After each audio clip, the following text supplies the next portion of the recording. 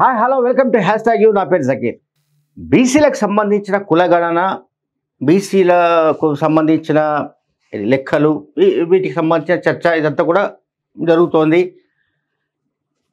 ఇంత బాగానే ఉంది.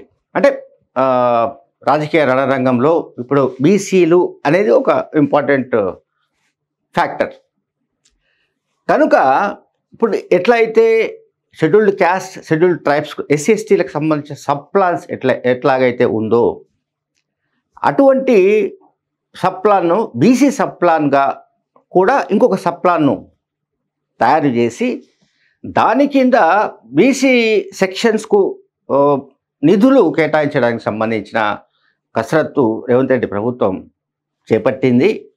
ఈ కసరత్తు త్వరలోనే ఈ నెలాఖరులోగానే పూర్తి కాబోతున్నట్టు మనకు ప్రభుత్వ వర్గాల ద్వారా సమాచారం అందుతోంది.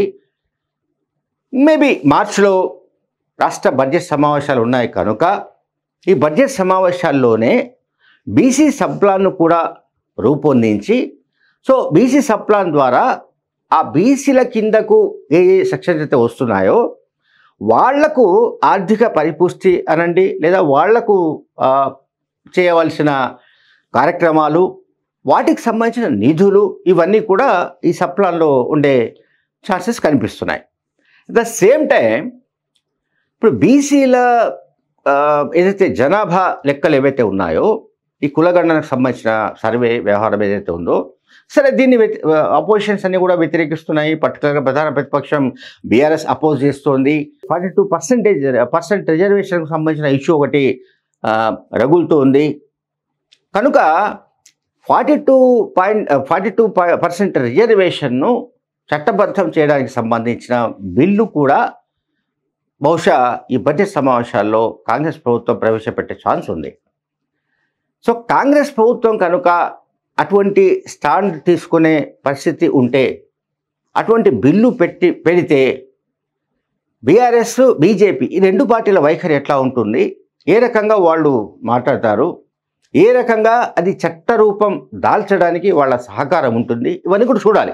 ఎందుకంటే ఇప్పుడు 42% మేము ఇస్తాము లోకల్ బాడీస్లో, ఇతర ఎన్నికల్లో కూడా అని కాంగ్రెస్ పార్టీ పిసిసి అధ్యక్షుడు అటు మహేష్ కుమార్ గౌడ్ కానీ, ముఖ్యమంత్రి రేవంత్ రెడ్డి గారి కానీ చెబుతున్నప్పటికీ, ఇప్పుడు కేటీఆర్ అయినా మరొకరైనా చెబుతున్నది ఏమిటి అంటే, వాళ్ళ అబ్జెక్షన్ అంతా ఏంటంటే ఇది చట్టబద్ధం కాలేదు కనుక, అసలు 42% రిజర్వేషన్ అమలు చేసే ఉద్దేశమే కాంగ్రెస్కు లేదు కనుక వాళ్ళు ఏదో తూతు మంత్రంగా ఈ లెక్కలు అసెంబ్లీలో ప్రవేశపెట్టేసి తీర్మానించేసి వాళ్ళు చేతులు దులుపుకున్నారు అనేది బీఆర్ఎస్ చేస్తున్న విమర్శ.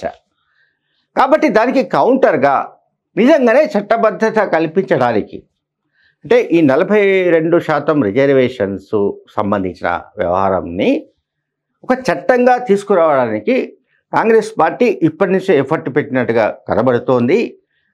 బడ్జెట్ సెషన్స్లో ఆ బిల్లుతో పాటు బీసీ సబ్ ప్లాన్ను కూడా అనౌన్స్ చేసి బీసీ సబ్ ప్లాన్ నిధులు కూడా మంజూరు చేస్తే కాంగ్రెస్ ప్రభుత్వానికి పెద్ద ఎత్తున మైలేజ్ వచ్చే అవకాశం ఉంది.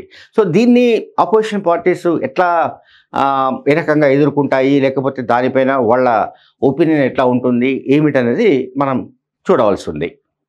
Thank you very much.